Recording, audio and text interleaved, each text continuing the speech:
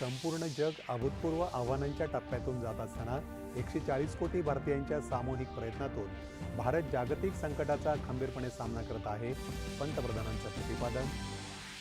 वडोदरा मुंबई द्रुतगती महामार्गाच्या महत्त्वाच्या पॅकेजेसचं पंतप्रधानांच्या हस्ते सुरतमध्ये लोकार्पण.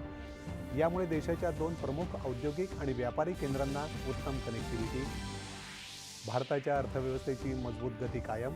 आर्थिक वर्ष 2025-26 मध्ये GDP 7.7% राहण्याचा अंदाज सांख्यिकी मंत्रालयाकडून जाहीर. मराठा समाजातील विद्यार्थ्यांना OBC प्रवर्गाप्रमाणेच सर्व शैक्षणिक सवलती आणि सोयीसुविधांचा लाभ देण्याचा शासन निर्णय जारी. यंदाच्या शैक्षणिक वर्षापासूनच अंमलबजावणी. मराठा आरक्षण आंदोलनातील मृतांच्या वारसांना आर्थिक मदत जाहीर. 34 व्यक्तींच्या कायदेशीर वारसदारांना प्रत्येकी 10 लाख रुपयांप्रमाणे एकूण 3,40,00,000 रुपये मंजूर. विद्यार्थ्यांच्या हिताला प्राधान्य देत नीट परीक्षा पारदर्शक, सुरळीत आणि तणावरहित वातावरणात पार पाडण्यासाठी आवश्यक उपाययोजना करण्याचे मुख्यमंत्र्यांचे निर्देश.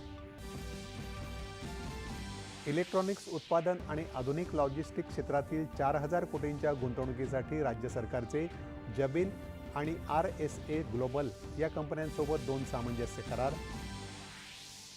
शासकीय जमिनींची विक्री, हस्तांतरण, पुनर्विकास आणि वापरात बदल मंजुरीचे राज्य शासनाचे अधिकार आता थेट जिल्हाधिकारी आणि विभागीय आयुक्त स्तरावर विकेंद्रित. महसूल मंत्री चंद्रशेखर बावनकुळे. शिवराज्याभिषेक सोहळ्यानिमित्त किल्ले रायगडावर आज विविध कार्यक्रमांचं आयोजन. केंद्रीय गृहमंत्री अमित शहा यांनी दिल्या शुभेच्छा. 18 वर्षाखालील आशिया हॉकी स्पर्धेत पारंपरिक प्रतिस्पर्धी पाकिस्तानचा पराभव करत भारताची अंतिम फेरीत धडक. आणि प्रतिष्ठेच्या नॉर्वे बुद्धिबळ स्पर्धेचं विजेतेपद पटकावून भारतीय बुद्धिबळ आणि ग्रँडमास्टर R प्रज्ञानं यानं घडवला इतिहास.